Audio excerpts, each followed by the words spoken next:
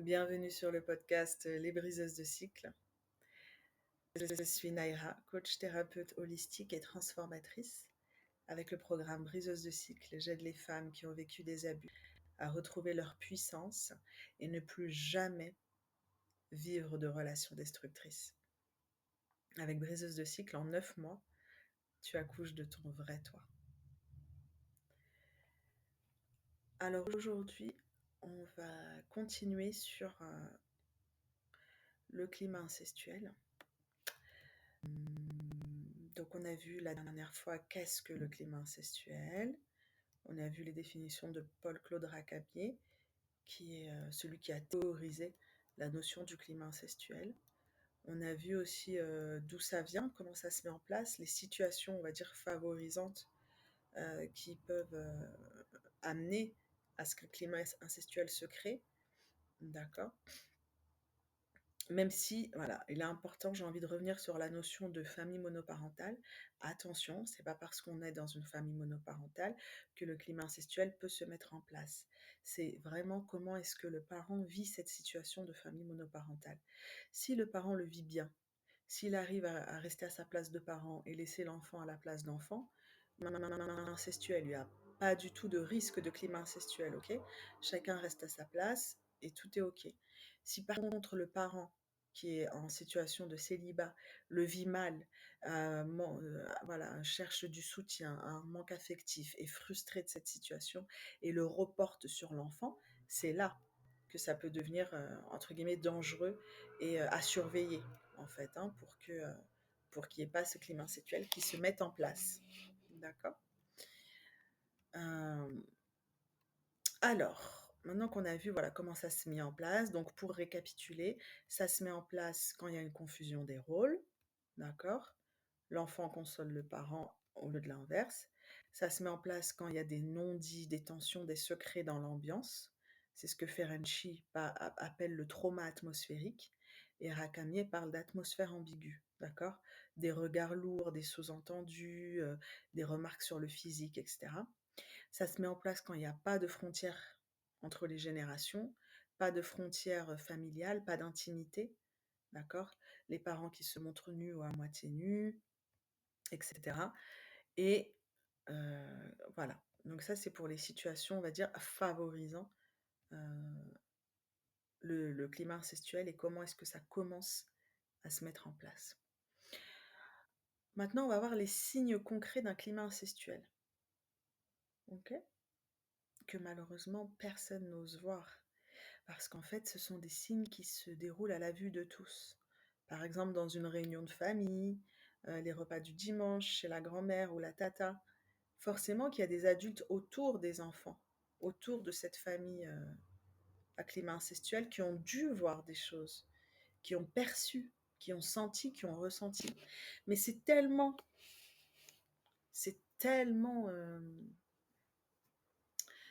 comment dire, toutes ces, tu sais, tout ce qui est autour de la violence sexuelle infligée aux enfants, et encore plus au sein de la cellule familiale, c'est tellement horrible, en fait, il n'y a pas de terme, c'est tellement inhumain, enfin voilà, que le cerveau humain ne veut pas. Même s'il a des preuves flagrantes devant les yeux, qu'on lui met les preuves, il ne peut pas accepter que oui, c'est la réalité, que oui, cet enfant est en danger, que oui, ce parent est dangereux pour son enfant. D'accord? C'est tellement à l'opposé, c'est contre nature.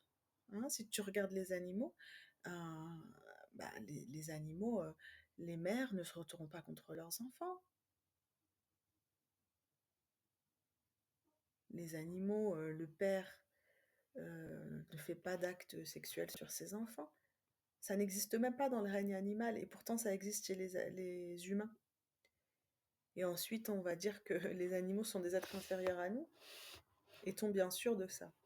Bon, certes, ça c'était une parenthèse. Mais donc c'est pour expliquer que ce sont des choses tellement à l'opposé de ce qu'on nous a appris qu'était la vie. Hein. On ne peut pas s'imaginer que des parents veulent détruire leurs enfants, leur veulent du mal ou éprouvent du désir sexuel envers eux. Ok? Donc du coup, même si on met les preuves devant nos yeux, enfin, pour sortir du déni et voir la réalité en face, il faut y aller, quoi. D'accord? Donc malheureusement, ce sont des gestes qui ont lieu, des fois en public ou, au sein de la famille élargie et qui ne sont jamais signalés, qui ne sont jamais, considérés à leur juste mesure, à leur gravité, à leur juste gravité. D'accord? Alors, ces signes, quels sont-ils? OK, donc je vais te donner des exemples concrets et tu vas te demander si tu te reconnais là-dedans. Encore une fois, si tu as un petit doudou à côté de toi ou un truc, je t'invite à le prendre, une couette. Voilà, n'hésite pas à le serrer très fort, tu vois, que cette tension, elle s'exprime quelque part. Parce que forcément que ça va aller appuyer là où ça fait mal, si c'est une situation que tu as connue. Donc par exemple, un parent qui demande des câlins à son enfant comme si c'était son conjoint, tu vois? Viens chérie, ici, viens me faire un câlin. D'accord, on peut demander des câlins à ses enfants, tu vois, c'est comme je te disais la dernière fois, mais ça dépend d'où ça vient. L'enfant n'est pas là pour remplir un vide affectif du parent, pas du tout. Le parent qui serre trop fort, trop longtemps, tu vois, ou qui dit à son parent, toi, t'es vraiment la seule, t'es vraiment le seul qui me comprend, toi. T'es vraiment le seul qui me fait du bien. T'es le seul qui m'aime. Toi, tu m'aimes vraiment, pas comme les autres. Je sais que sur toi, je peux compter. C'est des phrases, pardon, qui peuvent paraître anodines, que n'importe quel parent pourrait dire. Mais dans ce contexte-là, et avec l'énergie et l'intention qui est mise, on sent, l'enfant sent, le corps sent, ressent et sait que ce n'est pas juste, que ce n'est pas sain. Un autre exemple, ça va être le parent qui commente le corps de son enfant, qui l'observe longuement, qui le commente. D'accord? Bah dis donc, t'as des formes maintenant. Ah. Alors, encore une fois, tout est une question de jauge et de baromètre. Parce que il peut aussi y avoir des parents sains qui vont dire à leur fille, bah dis donc, waouh, ça y est, tu deviens une femme. Tu vois? Mais de le dire comme ça, waouh, mais c'est super, ça y est, tu deviens une femme. Dis donc, tu grandis, t'es magnifique. Tu vois, avec vraiment cet amour inconditionnel. C'est une chose. Mais de dire, ah ouais, tu deviens une femme maintenant, hein. Tu vois? Et avec ce soupçon de violence dans les yeux ou dans la voix, ce petit je ne sais quoi de perversité, tu sens la différence, ok? Donc c'est pas la phrase en tant que telle qui est problématique. On a le droit de dire à son enfant qui grandit, qui devient une femme, qui devient un homme, qu'il est beau, qu'il est fort. Bien sûr qu'on a le droit.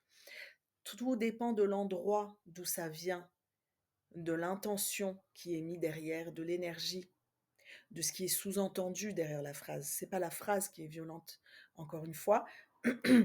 Et comme on l'a dit lors de l'épisode précédent, le climat incestuel, c'est une atmosphère, c'est des ressentis, c'est des sous-entendus, c'est de l'implicite. Et c'est ça qui est traumatisant, d'accord?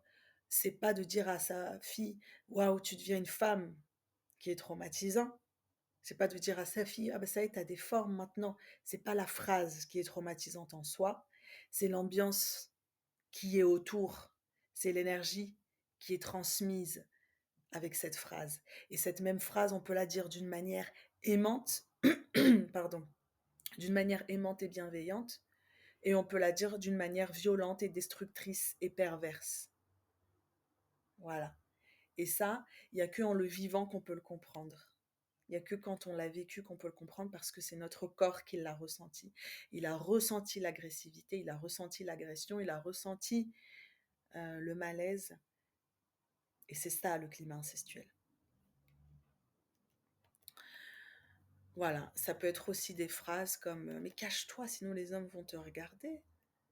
Tu vois? Ça peut être aussi d'induire une honte de son corps avec ses formes qui commencent à se développer, de créer la honte du corps chez la femme, chez la jeune fille, pardon, chez la fille, tu vois?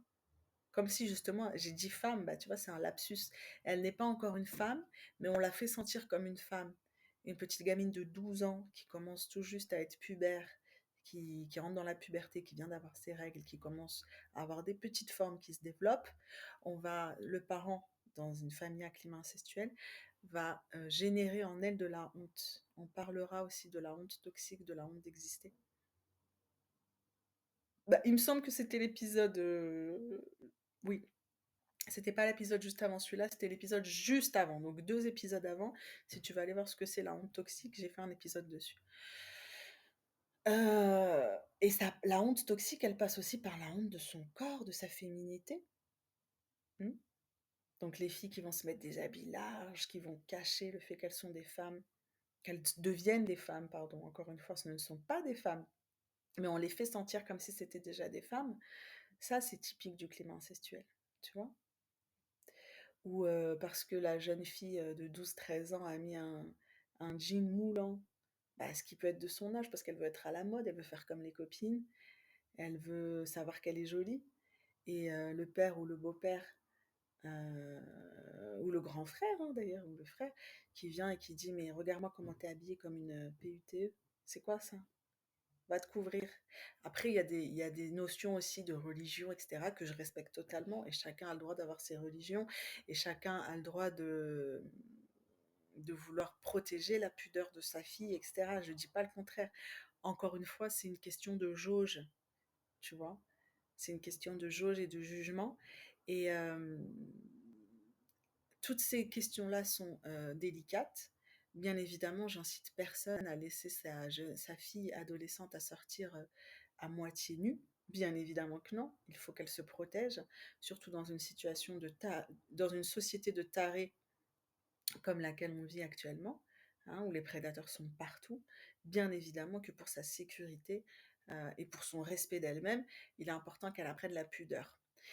Mais juste, voilà, je voulais pointer ça du doigt, du sens où, dans certaines situations, pas toutes, quand un parent, voilà, commence à... Une toute jeune fille qui commence à arriver à la puberté, à lui dire t'es habillée comme une PITE, à créer cette honte toxique en elle, sur son corps et sur sa féminité, ça peut, pas toujours, mais ça peut aussi être un indicateur du climat incestuel. Ok? Surtout, encore une fois, comme je disais, quand dans la phrase et dans l'énergie qui entoure la phrase qui est dite, il y a ce malaise, cette perversité, ce soupçon d'envie, hein, ce soupçon de désir sexuel. Quand on ressent, en fait, c'est ça, disons les termes. Si tu dis à ta fille, cache-toi, sinon les hommes vont te regarder, il y a des tarés dehors, etc. Tu le dis d'une intention pure, tu le dis de ton cœur, tu le dis pour qu'elle se protège et pour la protéger, pour éviter qu'elle se fasse agresser dehors. Ok, super, ça part d'un lieu d'amour. Si tu le dis, cache-toi, sinon les hommes vont te regarder, et que dans la voix, il y a ce désir sexuel, dans l'énergie, tu as envoyé un désir sexuel, là, c'est climat incestuel. Tu comprends? Voilà. Surtout, c'est important qu'on ne me fasse pas dire ce que je n'ai pas dit. Bien évidemment qu'une jeune fille doit protéger sa pudeur et se protéger, bien évidemment, du regard des hommes. Euh, Encore plus dans des sociétés où la femme est malheureusement très souvent en danger, attaquée, agressée dehors. Alors, une autre situation, un autre signe qu'on est dans une famille à climat incestuel, c'est quand on a un parent jaloux. Alors, clairement, ça va être une mère jalouse de sa fille, une mère jalouse du physique de sa fille, une mère jalouse de la beauté de sa fille, une mère jalouse de la jeunesse de sa fille, qui se compare à elle, qui est fière de dire oh, regarde, on nous a pris pour des sœurs, ha ha ha, hi ho ho ho. Ça veut dire qu'on a le même âge et tout, qui veut se mettre au niveau de sa fille. Ça peut être un indicateur du climat incestuel. Et c'est très proche d'ailleurs de la notion de mère narcissique. Puisqu'une mère narcissique, tu sais, elle est extrêmement jalouse de sa fille. Elle ne veut pas que celle-ci la dépasse en quoi que ce soit dans le physique ou dans la réussite de sa vie en général, de sa vie amoureuse, professionnelle ou autre. Elle va le dire haut et fort, je veux que ma fille réussisse mieux que moi, mais au fond, à l'intérieur, dans son cœur, c'est tout l'inverse. Elle est en compétition, en rivalité avec sa fille. Donc avoir un parent jaloux, c'est un signe d'un climat incestuel. Ça peut aussi être le père, par exemple, qui est jaloux quand sa fille a un petit copain. Alors pareil, on peut dire oui, c'est mignon, il veut protéger sa fille, etc. Encore une fois, ça dépend d'où ça vient, tu vois. Est-ce que c'est jaloux parce que vraiment, il me vole ma fille, nanani, il y a cette possessivité euh, qui peut être malsaine? Ou est-ce que c'est jaloux parce que bah, ma petite fille, elle grandit, tu vois, elle grandit vite, j'aimerais la garder pour la protéger, j'ai peur qu'il lui fasse du mal, tu comprends? Ou est-ce que c'est non, ma fille, c'est la mienne, et il y a ce complexe d'Oedipe, encore une fois, qui n'est pas résolu, où inconsciemment, le père veut, c'est sa petite femme, sa fille, ok? Là, c'est climat incestuel. Un autre signe, ça va être bah, le parent intrusif, hein, qui entre dans la salle de bain sans prévenir, qui fouille dans les affaires de son enfant sans demander, tu vois, hein, qui est intrusif dans ses relations, dans ses pensées, qui va, quand par exemple son enfant est dans sa chambre avec des amis, qui va rentrer d'un coup, qui va se poser avec eux comme si c'était un de leurs amis, c'est de l'intrusion, quoi. L'intrusion, c'est un signe d'un climat incestuel. Ça va être les regards lourds, les compliments déplacés, tu vois. Oh, si j'avais ton âge, moi je serais bien sortie avec toi, tu vois. Tu vois, t'es plus belle que ta mère, hein. À ton âge, ta mère n'était pas aussi belle. Pardon. Là, déjà, dans cette phrase, on sent le malaise. Là, c'est une phrase qui n'a même pas besoin de contexte d'énergie perverse pour sentir qu'il y a un malaise, tu vois. Ça m'en donne des frissons, tu vois. Euh, Et puis, il y a aussi toutes ces, ce qu'on disait, les tensions sexuelles. Cette tension sexuelle qui est partout et nulle part à la fois, puisque rien ne se passe, rien n'est dit, mais on la ressent en fait, hein. Alors, on va voir maintenant les conséquences psychologiques et corporelles d'avoir grandi dans un climat incestuel. Donc, première conséquence psychologique, c'est la confusion identitaire. L'enfant qui a grandi dans une famille à climat incestuel, il ne sait plus ce qui est normal ou ce qui n'est pas normal. Il ne sait pas ce qui est intime, ce qui lui appartient et ce qui lui appartient pas. Il ne sait pas ce que c'est l'intimité. Il n'a jamais eu de jardin, un jardin secret. Il ne sait pas, du coup, bah, comment en avoir dans ses relations autres qu'avec la famille, comment protéger ce qui est à lui, comment faire la différence entre ce qui lui appartient, ce qui lui appartient pas, ce qu'il peut garder pour lui, ce qu'il peut pas garder pour lui. Il n'a pas de frontières. Dans toutes ses relations, il va être dans la fusion. Dans toutes ses relations amicales et tout, il va être dans la fusion des fusions. Il va tout donner à l'autre, il va se fondre en l'autre. Quand il va être en couple, il va se fondre dans son compagnon. Il va vivre pour son compagnon. Il va vivre pour l'entité couple. Il va complètement s'oublier quand il sera en couple. S'il avait des projets, tout ça, il va tout arrêter. Il va focus toute son énergie sur le couple et sur l'autre. Puisque c'est comme ça qu'il a grandi, tu vois. Et malheureusement, il ne sait pas qui il est. Il n'a pas pu créer son identité puisqu'il était fondu dans celle de son ou ses parents. D'accord? Donc, ce qui fait que tu arrives à l'âge adulte, tu sais pas qui tu es, tu sais pas qui tu veux, ce que tu veux et qui tu veux. Tu connais même pas ta sexualité. Euh, Tu vois, c'est hyper perturbant, quoi. Tu connais pas tes dons, tes talents. Et puis, tu crois en tout ce qu'ils t'ont dit sur toi. Donc, s'ils t'ont rabâché pendant des années que tu étais feignasse, bonne à rien, etc., bordélique et tout ça, tu vas les croire, et puis tu vas leur donner raison dans la réalité. Alors que si ça se trouve, en réalité, tu es tout l'inverse. Ok, mais tu n'as jamais pu apprendre à savoir qui tu es. Si tu es dans cette situation, moi, ce que je conseille, franchement, si c'est possible pour toi, c'est de faire un voyage seul. Un voyage seul le plus long possible. Si déjà tu peux partir 2 semaines, top. Pars 2 semaines toute seule. Tu verras que ça va déjà enclencher dans un pays étranger, si possible. Vraiment pour que la culture elle soit différente. Et tu verras qu'en fait, ça va comme te faire un reset, ça va te faire repartir à zéro. Attention, je dis pas que le voyage guérit les blessures. Euh, c'est pas une thérapie, le voyage. D'accord? Ça ne se substitue pas à une thérapie, bien que ça peut être une thérapie sur certains aspects, d'accord? Mais c'est surtout qu'en fait, ça te permet d'apprendre à te découvrir. Parce que quand tu vas arriver dans un environnement totalement différent, si possible avec une culture, une langue différente, comme un nouveau-né, tu vas redevoir presque réapprendre à marcher, hein, symboliquement, métaphoriquement, c'est un peu ça, puisque ton cerveau, il va devoir mettre en place des nouvelles connexions neuronales pour t'adapter à ce nouvel environnement. Et comme tu vas partir seul, tu n'auras personne sur qui compter ou derrière qui te cacher, entre guillemets. Et donc, c'est toi qui vas devoir poser des questions pour ta mobilité, pour tes transports, pour te nourrir, pour chercher tel endroit. Si tu es face à, je sais pas moi, des situations difficiles avec quelqu'un qui essaye de te scammer ou si tu dois négocier un prix et tout, ça va te faire sortir, comme ils appellent tous là, de ta zone de confort. Et surtout, quand tu vas revenir, eh ben, tu vas revenir avec des ressources, des richesses et tu auras entamé ce travail de connaissance de toi. Dans certaines situations, tu ne vas pas te reconnaître. En fait, tu vas te dire, mais punaise, je pensais pas que j'étais capable de ça, moi.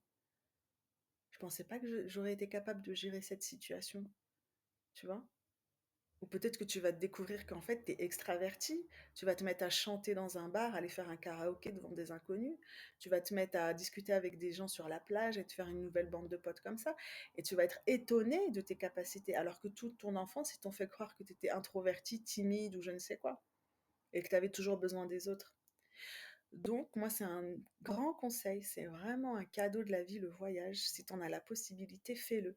Si tu peux partir 1 mois, 2 mois, 3 mois, faire une césure, ou même prendre ton travail avec toi et le faire de l'étranger, franchement, go, fais-le. Si tu as les finances pour le faire et tout, tu verras que pour ta connaissance identitaire et pour apprendre à savoir qui tu es et à te faire plus confiance, à développer ton estime de toi, ta confiance en toi, arriver à mettre tes limites, le voyage, c'est incroyable.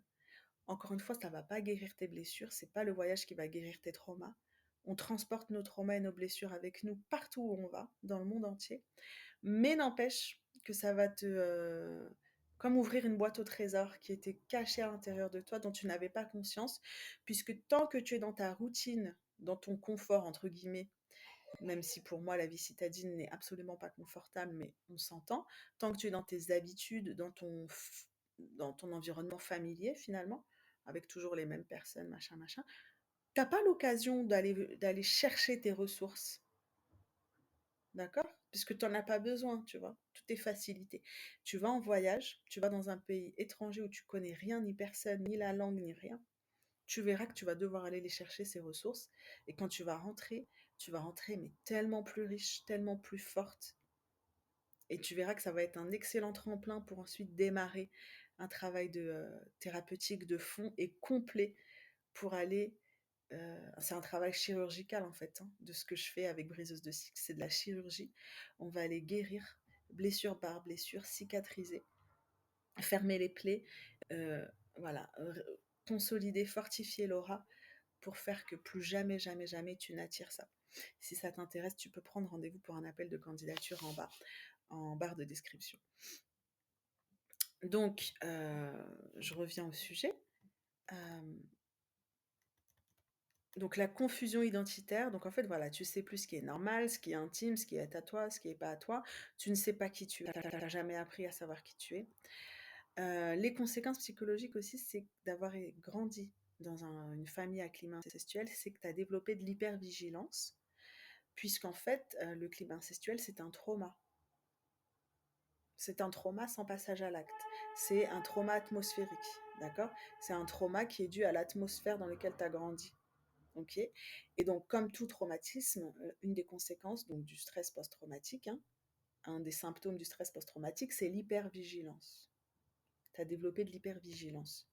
Et ce qui a pu créer des problèmes de sommeil, d'alimentation, des troubles alimentaires, prise d'addiction, etc., etc. D'accord?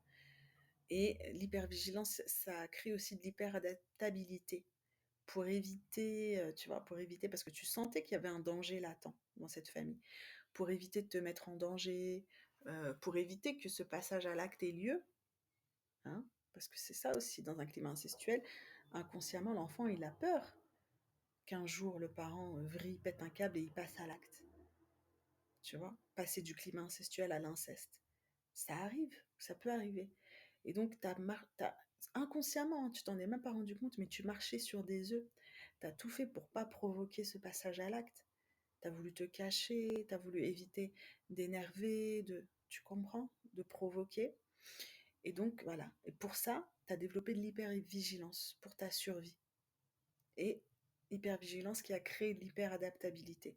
Tu arrives à ressentir, et aussi de l'hyperempathie. Tu arrives à ressentir les émotions des autres. Tu as développé ça, qui sont des dons, mais sur le coup, qui ne te faisaient pas du bien, hein. Mais qui t'ont fait du bien quand même parce qu'ils t'ont sauvé la vie. Ils ont peut-être évité aussi ce passage à l'acte d'une manière ou d'une autre. Ce que ça t'a créé aussi comme conséquence, c'est la dissociation émotionnelle. D'accord? Je ferai un épisode là-dessus, sur le trouble, la dissociation émotionnelle traumatique dans les familles incestuelles. Quand tu as grandi dans une famille incestuelle, pour survivre, tu t'es coupé de tes émotions. D'accord? Pour ne rien ressentir, pour fuir en fait, hein, pour fuir cette situation. Ce que ça a créé aussi, c'est que tu as peur d'être désirable. Tu vois? Parce que tu as appris, ce climat incestuel, il t'a appris que la beauté, elle était dangereuse. Que si tu étais trop beau, trop belle, tu pouvais être en danger et te faire agresser sexuellement. Donc du coup, tu as appris que la beauté est dangereuse. Donc, qu'est-ce que tu as fait? Tu as pu te mettre à manger plus que de raison aussi, pour te faire prendre du poids, pour te faire sentir déjà plus en sécurité, parce que tu as plus de poids, ok? C'est comme une sorte de bouée protectrice. Et aussi, inconsciemment, hein, c'est ton inconscient qui a mis ça en place pour te rendre peut-être moins attractive, moins jolie, moins désirable aux yeux des autres, aux yeux des hommes. Tu comprends? Parce que la beauté, tu as appris que la beauté était dangereuse. D'accord? Une des conséquences aussi, c'est une attirance pour les relations toxiques. Ok? Parce que le système nerveux, il va chercher à revivre ce qu'il a déjà vécu. Pardon. Et donc, bien évidemment, que un parent dans un climat incestuel, c'est une relation toxique. Tu as eu une relation toxique avec ton ou tes parents, et donc tu vas chercher à reproduire ça dans toutes tes relations. Ça crée aussi du dégoût, de la honte de son propre corps. Bien oui, parce que ton corps, il a été sexualisé sans que tu le veuilles, alors que tu n'étais qu'une enfant. D'accord? Il a été sexualisé même sans passage à l'acte, encore une fois. Même s'il n'y a pas eu de VIOL, ok? Et ben ton corps, t'as perçu ton corps comme un objet sexuel. D'accord? Et les conséquences de ça aussi, c'est que tu peux ou tu as pu attirer des relations avec des hommes ou des femmes, enfin avec des personnes qui voulaient que assouvir leur plaisir sexuel avec toi. Donc ils te considéraient comme un objet sexuel. Et tu savais pas pourquoi, comme un robot, comme en mode automatique, tu étais attiré par des personnes comme ça, où tu te mettais à avoir une sexualité débridée, dégradante, non respectueuse pour toi, avec monétisation ou non. D'accord? Ça veut dire que tu as pu même te lancer dans la prostitution. Ça, c'est une conséquence directe d'avoir grandi dans un climat incestuel. Bien évidemment. Puisque ton ou tes parents, dans ta famille à climat incestuel, t'ont fait ressentir que ton corps, c'est un objet sexuel, qu'il amène les personnes à ressentir du plaisir, juste en l'observant, en le regardant, hein, même sans le toucher, qu'il est désirable. Donc tu as introjecté ça, tu as enregistré ça à l'intérieur de toi. Ton inconscient a enregistré ton corps comme étant un objet sexuel. Donc tu l'as traité comme tel en grandissant à l'adolescence et même après à l'âge adulte. Donc tu as pu avoir de multiples partenaires sans aucun respect. Tu as pu coucher de manière très facile sans avoir de sentiments pour les personnes, en automatique en fait, en te disant bah, c'est normal, c'est ma normalité, mon corps est un objet sexuel. Tout ça, c'était pas conscient, hein. Ne te culpabilise absolument pas si c'est le cas, c'était pas conscient. C'est un programme que tu as rejoué, qui était déjà enregistré en toi depuis l'enfance. D'accord? On t'a considéré comme un objet sexuel, donc tu as agi comme un objet sexuel. C'est tout. Cause-conséquence. Donc tu as pu agir comme un objet sexuel parce qu'on t'a considéré comme un objet sexuel en demandant de l'argent ou non, en échangeant ton corps contre de l'argent ou non. Donc tu as pu te mettre dans des relations d'un soir, comme on dit, des coups d'un soir, d'accord? Et où tu as pu te mettre aussi dans la prostitution. Donc ça, c'est une conséquence directe du climat incestuel. Sache-le. Et ceux qui veulent romantiser la prostitution, j'en ferai peut-être une série d'épisodes ou au moins un minima un épisode c'est totalement faux.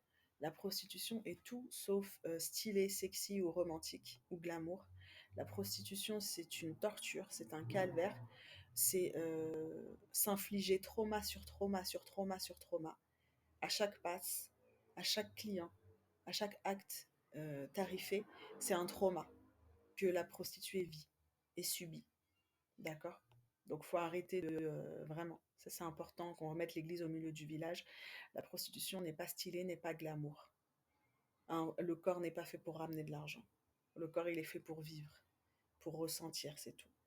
Et les rapports sexuels, ils sont censés être faits avec un minimum, voilà, d'attirance, de consentement et de sentiments aussi. Moi, j'estime que il faut des sentiments, pas forcément aimer l'autre, mais avoir, voilà, des sentiments d'affection, d'attirance et vraiment de se sentir, d'avoir envie de le faire. Vraiment, ce consentement, il est important. Voilà, donc je m'égare un peu, on va revenir au sujet. Donc, dégoût ou honte de son corps, on l'a dit. Et enfin, une dernière conséquence, c'est une difficulté à poser des limites. Bah, bien sûr, j'arrive pas à dire non, je dis oui alors que je pense non, j'arrive pas à dire quand je suis pas d'accord, quand ça me va pas. Bah oui, parce que on t'a pas appris, tes parents t'ont fait, non, t'ont même pas appris que tu pouvais avoir des limites. T'ont même pas appris cette notion de limite, déjà. Limite de ton corps, limite de ce que tu as envie de faire, tu vois. Ils t'ont même pas appris le consentement, la limite, savoir dire non. Comment veux-tu que toi derrière tu saches le faire dans le monde? C'est pas possible. Donc tout ça, c'est réapprendre à faire ça. Réapprendre à dire non, à s'affirmer, à se respecter. Avant d'en arriver là, il faut déjà savoir, arriver à se connecter à soi pour savoir qu'est-ce qui est juste pour moi. Est-ce que là je dis oui, mais est-ce que vraiment je pense oui ou je pense non? Tout ça, c'est un travail de reconnexion de soi, de réaffirmation de soi qu'on fait dans Briseuse de cycle. Donc si ça t'intéresse, je t'invite à prendre rendez-vous. Alors, pour terminer, comment on sort de ce climat incestuel? D'accord? Alors, il y a plusieurs, on va dire, étapes. D'accord? Une des premières étapes les plus importantes, déjà, c'est la conscience, la prise de conscience. Ok? Prendre conscience qu'on a grandi dans un climat incestuel, c'est la première étape de toute chose. D'accord? Prendre conscience que, bah oui, à ce moment-là, c'était pas juste, que oui, je reconnais mon enfance, je reconnais les situations. Euh, Effectivement, malheureusement, j'ai grandi dans une famille à climat incestuel. Donc ça, c'est la première étape. La deuxième, c'est de se reconnecter au corps. Donc, avec des pratiques somatiques, ce qu'on appelle des pratiques somatiques. Donc, ça va être de l'ancrage. C'est quoi l'ancrage? C'est revenir dans son corps. Okay? Revenir dans son corps et remettre son corps dans l'instant présent. Remettre son corps dans l'instant présent, dans la terre. Déjà, rien que ça permet des libérations. Sans mettre des mots. Tu vois, juste de passer par le corps, parce que c'est le corps qui, à chaque malaise, à chaque phrase un peu tordue, perverse, etc. C'est le corps qui a ressenti, c'est le corps qui a vécu, c'est le corps qui a subi toute cette ambiance incestuelle pendant des années et des années et des années. Donc à chaque fois, il a tout engrammé et il enregistre tout. Donc si tu lui permets pas de moments comme ça, d'ancrage où il peut de lui-même libérer, il n'y arrivera pas. Il y a une autre technique que je te conseille qui est la TRE, Traumatic Release Exercises, ok? Et c'est des exercices de tremblement qui vont aller, sans passer par la tête, encore une fois, qui vont aller, chaque tremblement libère des conséquences des traumas et des émotions vécues. Une autre technique, ça va être le scanning corporel. Donc, si tu t'allonges et tu te connectes à chaque organe, à chaque émotion. D'accord? Ensuite, une autre technique, c'est la respiration. Okay, ça peut aller jusqu'au breathwork, où c'est la respiration. Tu inspires en 4, tu bloques en 4, tu relâches en 4. D'accord? La respiration, l'ancrage, le scan corporel. Il y a le mouvement libre. Donc certains l'appelleront la dance therapy. Euh, voilà, la danse thérapeutique. Comme tu veux, voilà, tu lâches ton corps, tu fais bouger ton corps. Et ça va être aussi d'apprendre les limites corporelles. Donc toi-même, par exemple, toucher ton bras, toucher ta tête, voilà. Apprendre là où il y a tes limites. En fait, reprendre l'intégrité et le pouvoir dans ton corps. Que c'est toi la seule capitaine, commandante de ton corps. La troisième étape, c'est de séparer les rôles, tu vois. Je suis l'enfant, ils étaient les adultes. Ok. Tu peux même te dessiner toi dans une bulle et tes parents chacun dans une bulle. Ok. Tu peux accrocher ce dessin. Tu entoures chacune de vos bulles de lumière et tu accroches ce dessin, tu le vois régulièrement. Ça va travailler dans ton inconscient. Tu vois, pour que ton inconscient il intègre que chacun est dans sa bulle, chacun est dans sa sphère, chacun est à sa place. Tu vois, tu peux même dessiner ces bulles sur un arbre. Chacun de tes parents est sur une branche et toi t'es sur la branche du dessous pour bien mettre les frontières générationnelles. Chacun est dans son énergie, dans sa bulle, et il y a aussi une différence de génération, tu vois, ils sont la génération précédente. Important. Voilà, donc ça c'est pour des petits exemples de choses que tu peux commencer à faire. Euh, voilà, d'exercices. Et comme d'habitude, je t'invite à écrire s'il y a des choses qui remontent, des souvenirs, des choses que tu as envie de libérer. Je t'invite à écrire et à libérer tout ça. Euh, donc, pour conclure sur ces 2 épisodes sur le climat incestuel, c'est un sujet extrêmement dévastateur, traumatique et traumatisant. C'est pas parce qu'il n'y a pas eu de passage à l'acte d'inceste qu'il n'y a pas eu traumatisme, qu'on se le dise. C'est un traumatisme tout aussi dévastateur que l'inceste, d'accord, qui a lieu dans le psychique, mais qui a été ressenti dans le corps, d'accord, même s'il n'y a pas eu d'agression sexuelle. Les mots, les phrases, l'ambiance, ils ont été reçus comme des agressions par le corps. Voilà, donc c'est tout aussi grave et c'est important d'être accompagné euh, pour sortir de ça et pour éviter justement de répéter ça aux générations futures. Ok. Donc voilà, guérir du climat incestuel, c'est reprendre le pouvoir sur ton corps, sur ton identité, retrouver ton identité, ton énergie, ton essence. C'est exactement ce qu'on fait avec Briseuse de cycle en 9 mois. Tu donnes naissance à ton essence. Si ça te parle, je t'attends de l'autre côté. À bientôt.